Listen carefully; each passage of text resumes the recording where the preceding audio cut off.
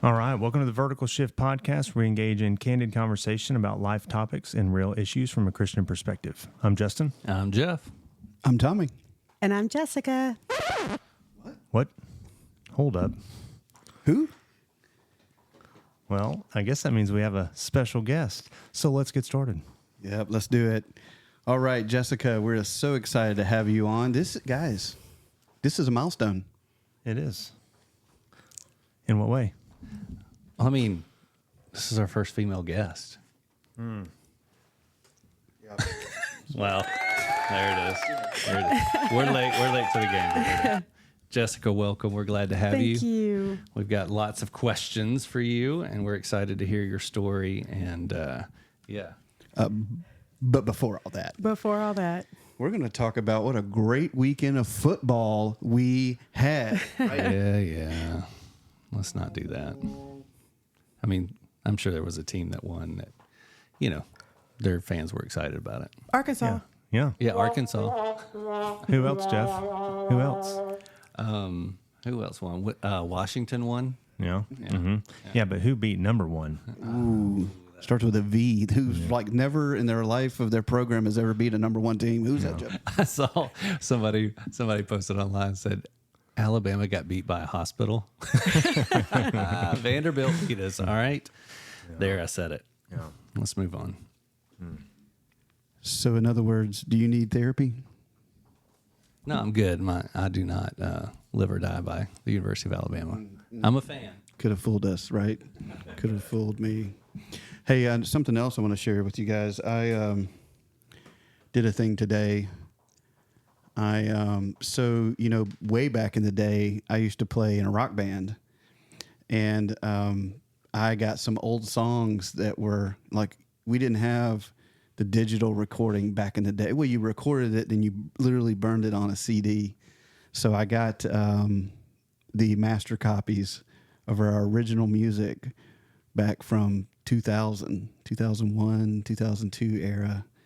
And I was listening to it, so I let Mason listen to some of it because some of it's not appropriate and some of it is okay. But he's like, I can't believe y'all didn't make it. Like, y'all are really good. And so, yeah, that's what we did today.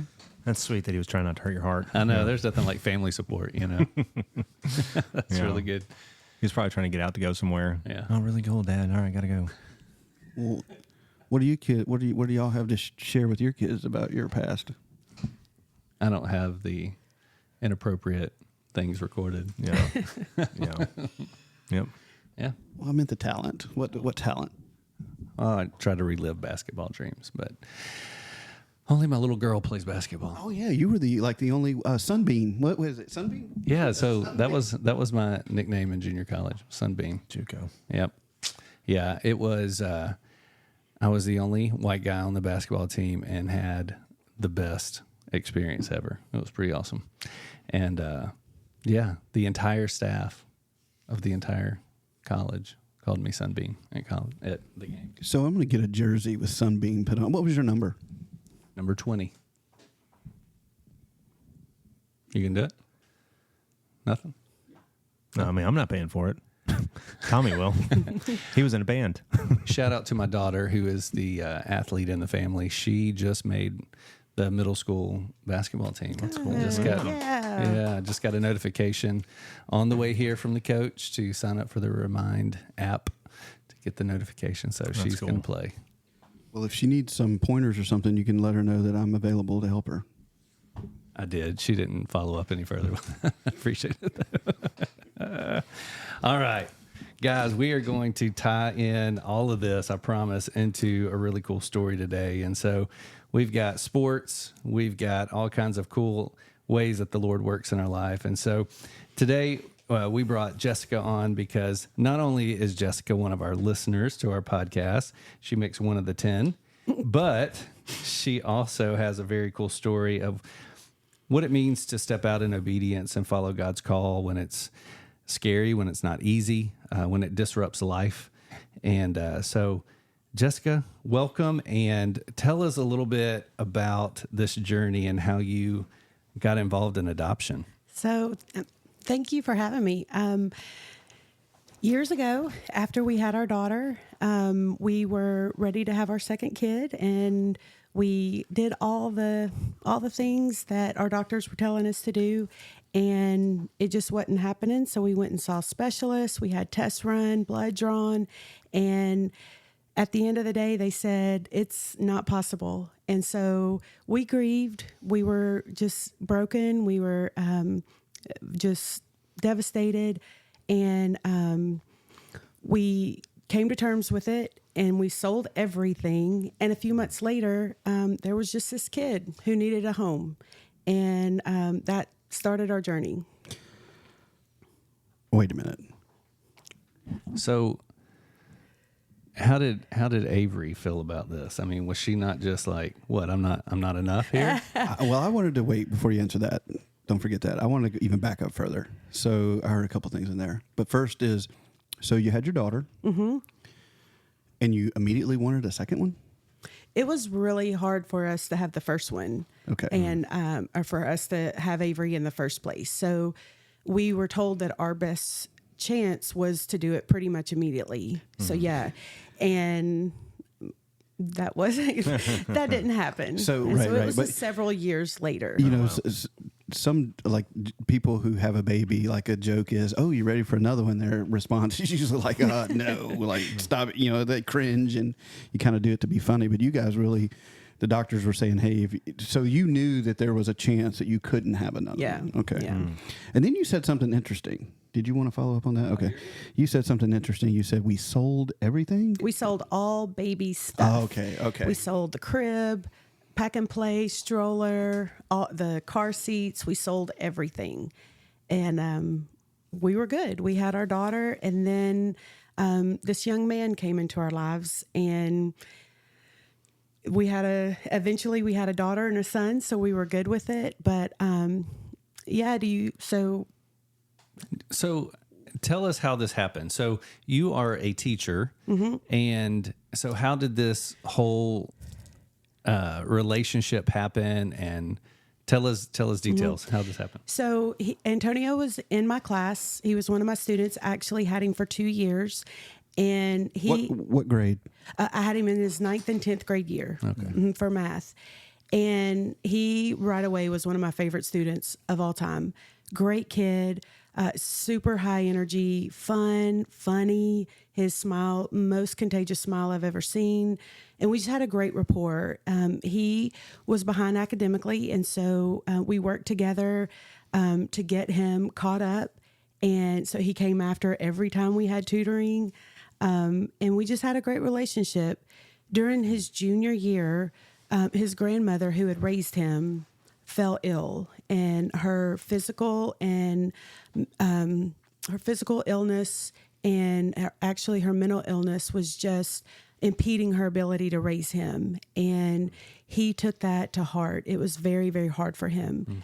And so he would be in classes and would get upset. He wasn't eating, he wasn't sleeping. And it was just very evident that something significant was going on in his life.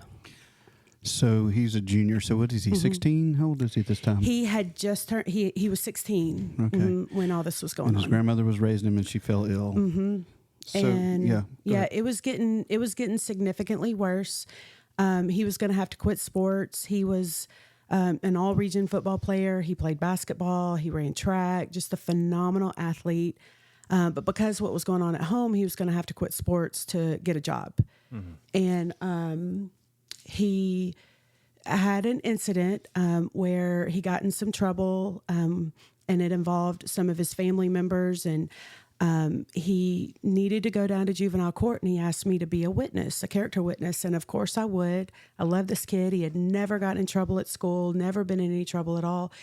And when I went down there, I met his grandmother, and it was very apparent how ill she was. And she was just a precious lady, doing her very, very best. And it was very evident she had really poured into Antonio just because of what a great person he was. He had a great character, very respectful, had manners, hardworking kid. And so she had raised him to this point, but she was just no longer able to care for him in the way that he needed. And so at juvenile court, texted Chris and said, we need to talk when I get home. And I was already praying in my heart, God, what can you do with me for him? Like, how can I help in this situation? So with that, like, did the grandmother say something to you? Did you hear something in court that's like he needs to be placed somewhere else right now because of the grandmother? Like, how did that happen? Just my conversations with her and her sharing with me what was going on. She was struggling with a lot of things that were affecting her mentally and physically. And just within the course of the conversation, I realized how serious it had gotten. So you told your husband.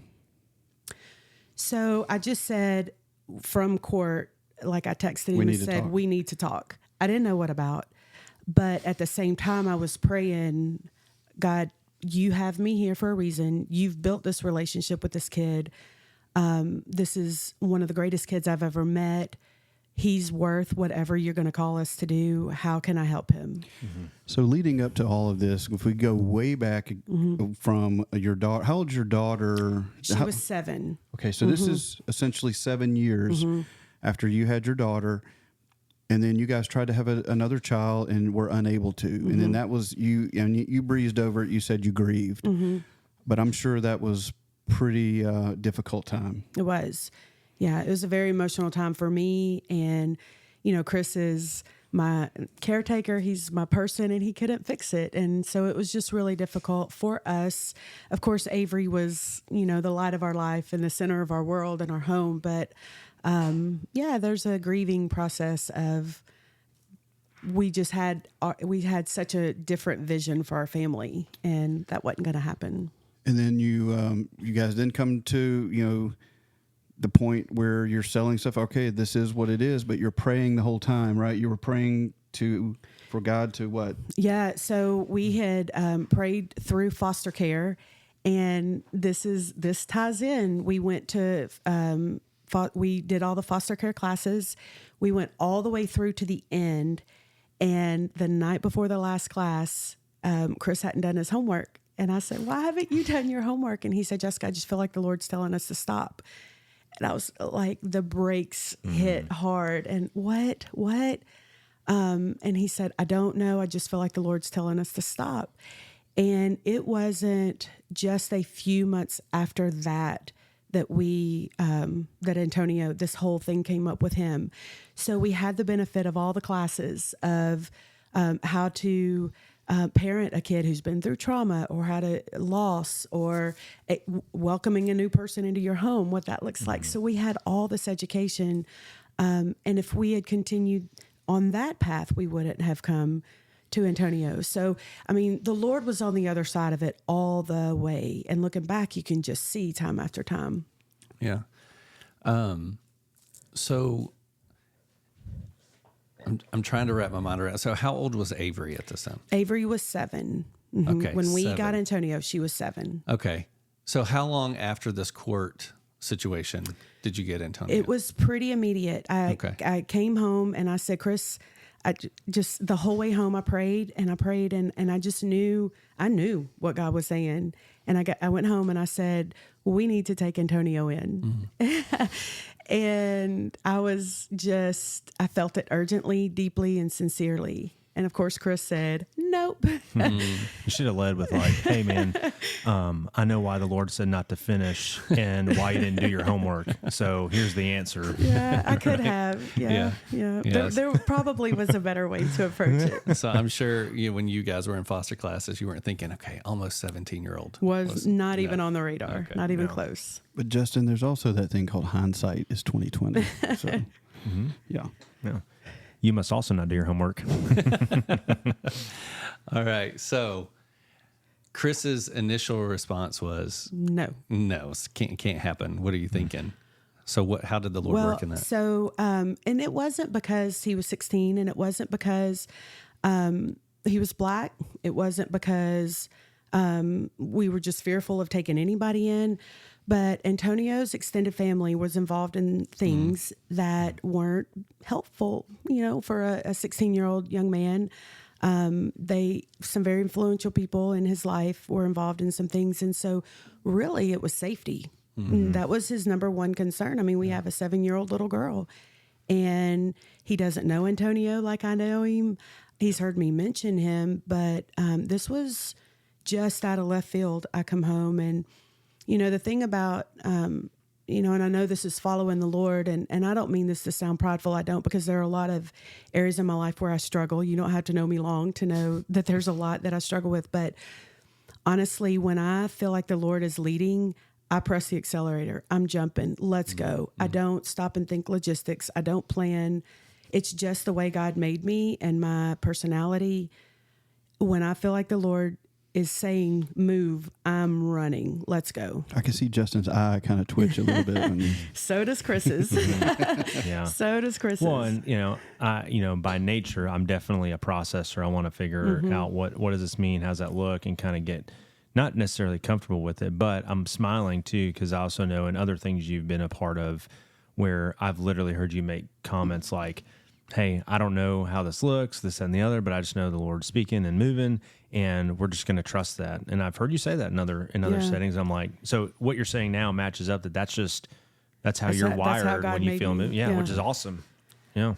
Yeah, I'm wired very similarly.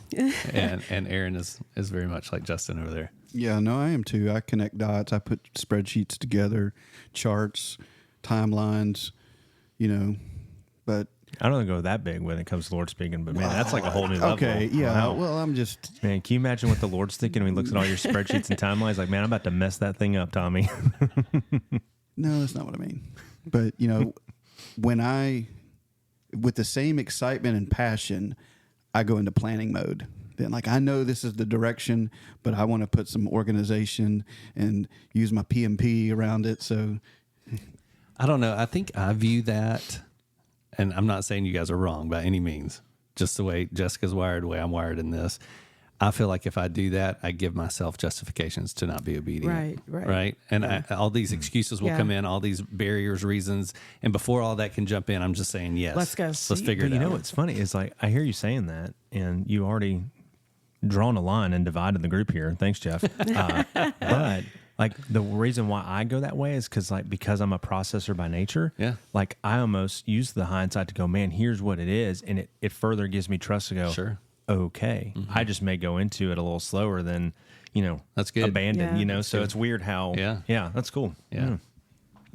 not necessarily slower. We're just more organized and better prepared. You than keep some trying to put others. me in your corner. I'm not over No, there. you're not over there. Well, I'm trying over to there. separate us from. We're on the same line that Jeff wrote. I thought, No. That's like saying hey, we're in this together. And the guy's like, I'm not with him. Yeah, that's where we're Well, at when you right listen now. to this back, you'll be like, oh wait, we are.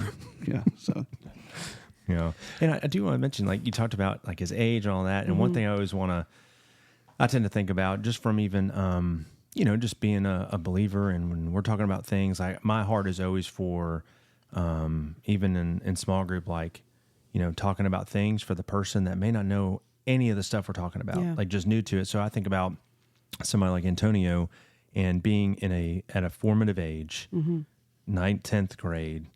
That's where you're seeing the life in this kid, and then for all these things to happen at a formative age, and just it's man, it's changing the person that you grew to know and see. And so I always just look at that and go, man, what does somebody like Antonio think? That these people, this person has a heart for him, and it's just a beautiful picture of, how the Lord pursues us.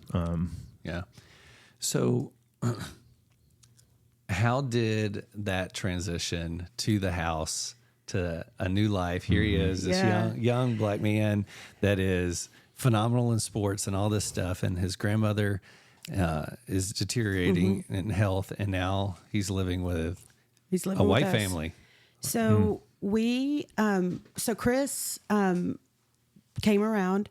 We talked for a little while. I would visit it back and forth, and it wasn't that Chris was being obedient. He's just cautious and had a lot of questions. give us a timeline here. So he said no. He said I wanted to no. go. I wanted you to start the story right back there. So he said no. He said no, and you this- said happy the whole- wife, happy the whole- life. basically. And I really don't want to seem like I'm being critical of my husband, because he was very much thinking about our family as a whole and just trying to wrap his mind around this bomb I just dropped on him. And, but I kept revisiting it, and I just said, finally, Chris, you are my Sunday school teacher. You are my leader in this home. And you tell us all the time not to put God in a box. And I just want you to know that I feel urgent about this. I would never put our family in an unsafe situation. I have talked to the Lord. I feel like the Lord is leading, and I just want you to be very prayerful about it. Please promise me that you will pray urgently about this. And he did. And within a day or two, he was like, all right, let's go. We talked to an attorney, answered some of the logistical questions that Chris had. And so the whole process was maybe 2 or 3 weeks. Wow, that's cool. We went to grandma, and, I went to her house, and I sat down with her, and I just asked her if Antonio could come live with us.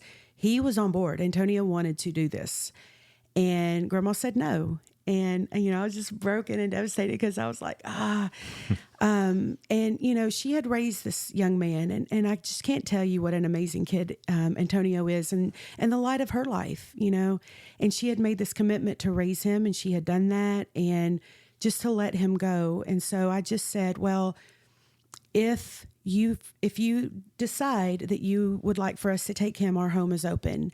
And I left, and I cried, and I knew that this was what God had, and she had said no. I talked to his basketball coach. He actually went to the house and talked to grandma, and grandma said yes. And so basketball coach called us on Saturday night and said, you'll have a son tomorrow. Oh, what? wow. Like, we didn't have anything. That's And a lot of emotions, like up and down. Yes. And so we went and got Antonio. He moved in with us with a suitcase. I am not kidding. 18 inches long by 12 inches wide. Everything he owned was in that suitcase and his Xbox. And he didn't have anything else. And we just started, scavenging for furniture. And people were so generous. They gave us gift cards and money for clothes. And they really rallied around us. And we didn't know, is this temporary? We were in it for as long as God had in mind, but is this going to be for a couple weeks while grandma gets healthy, or are we willing to do this forever? And in my heart, I was forever, however long it needed to be. And so within a couple weeks, we had a 16-year-old who was in basketball season, and our 7-year-old, and it was Christmas. It was actually 5 days out from his birthday. I didn't even know when his birthday was. Wow. Yeah. And it was his birthday. He was turning 17. And that just started our wild journey. Yeah. We didn't know anything about 16-year-old boys in that year in Dayton time. And so it started out amazing. We were a family right away. It was... he called me mama. I didn't ask him to. He called Chris Pop. Avery was little sis. And it was just amazing how quickly it just felt natural. This is just how, this is right. This is cool. This is how it should be. I love it. So he comes in. So when you said it only took like 2 or 3 weeks, you're talking about guardianship, or So at first he was just living with us. Right. And as time went on, and grandma, I think she knew, like I'm getting worse by the day. And I think she saw that he was thriving with us. And so a couple months later, she signed over her rights to us. I gotcha. So do you know what the basketball coach said? He told me, he said, Jessica, do you know what I did before I got this job? And I said, what? And he said, I was a college recruiter. And I said, okay. And he said, I could always win over the moms. So I don't know what was said. Yeah. But she was, when we went to get him, I mean, she was sad, but she was so supportive. We hugged, we all cried together.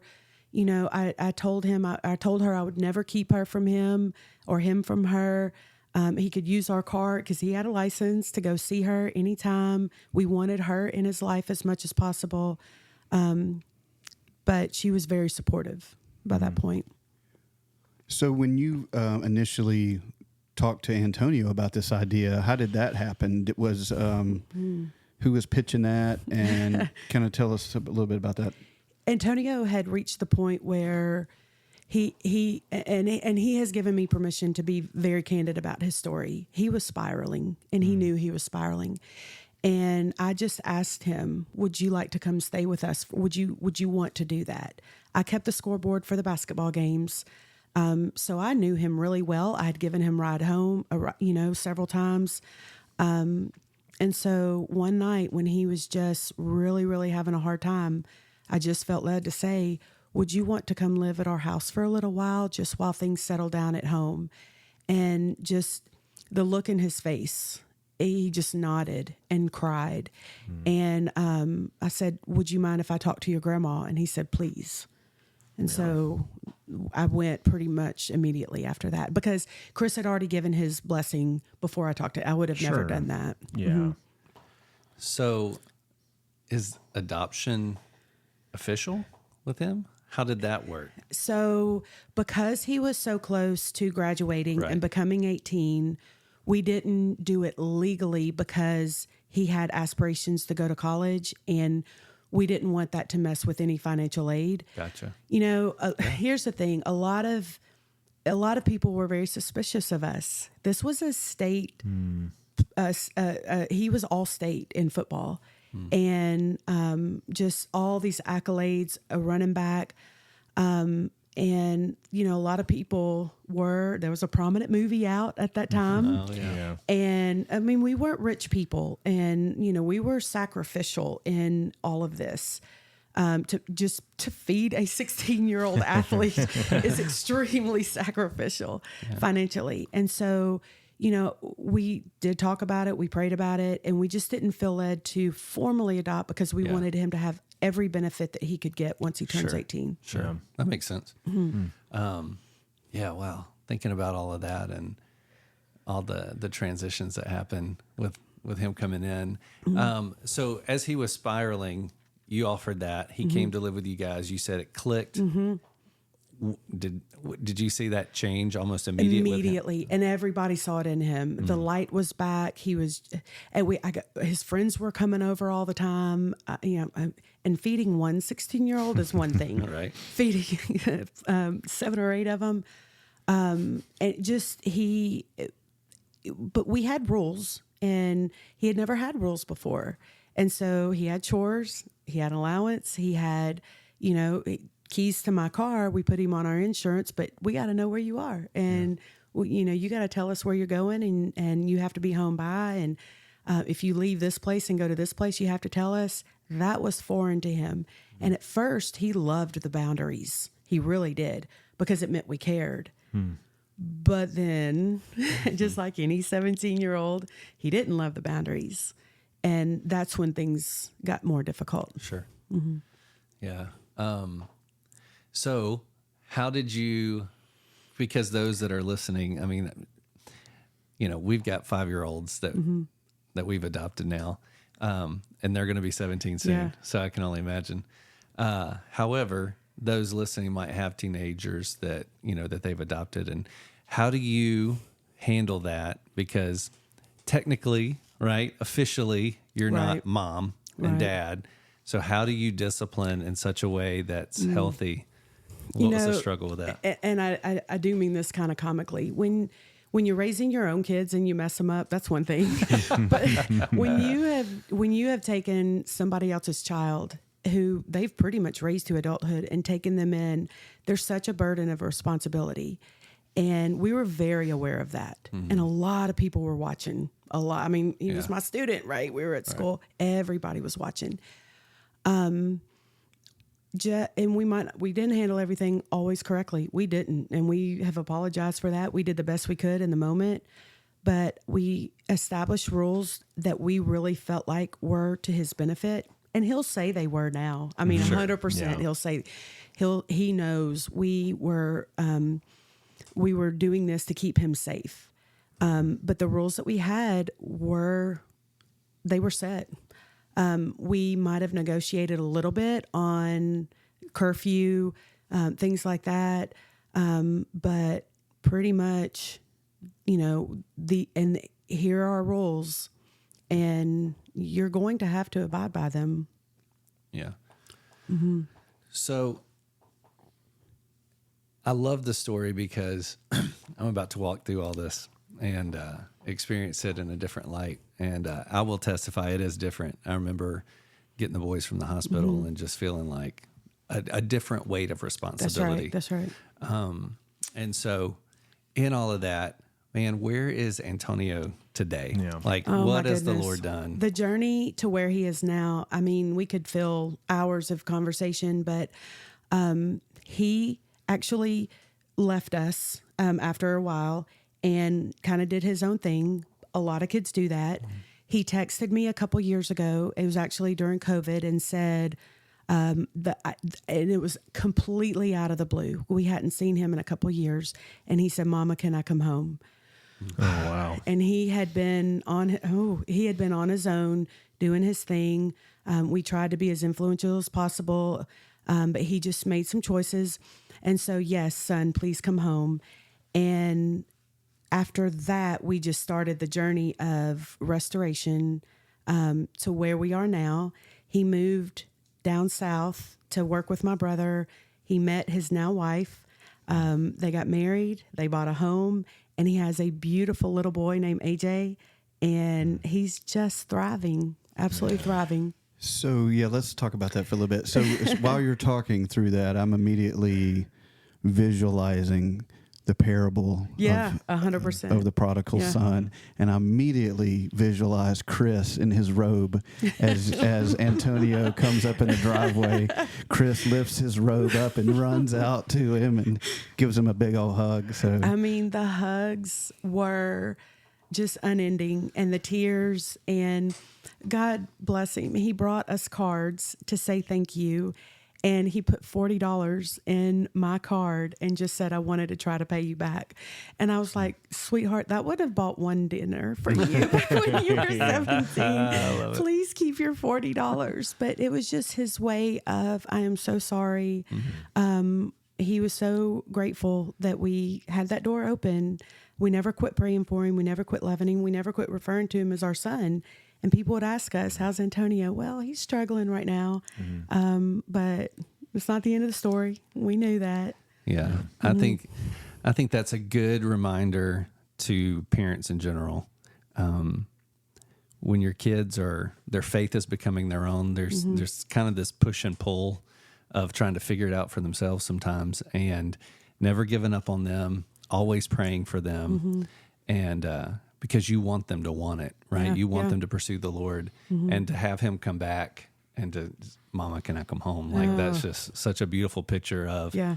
of course. Yeah. I've been praying even, for that. Even the example, I guess the picture it shows, right? Like if all the boundaries, all the things, and it was maybe he appreciated in the beginning, and then whatever led to him being like, hey, like I'm on my own now, I'm going to go do this thing. Like, I think, that's a picture of, the Lord does that too with his word, and his instruction is like, we naturally don't want that structure that he provides and like the design for things. But man, when we look to do that, or even maybe in hindsight and we walk through a tough season, we can look back and see where those things were intended to be good. And so the fact that y'all were consistent in how you loved and how you approached and praying in the background, it does lead to that story of like, man, like when maybe Antonio or anyone listening kind of hits that tough season where like they just feel like they're at the bottom, of a dark hole, and they're like, man, the fact that y'all come to mind, like, that to your point, like that's impactful.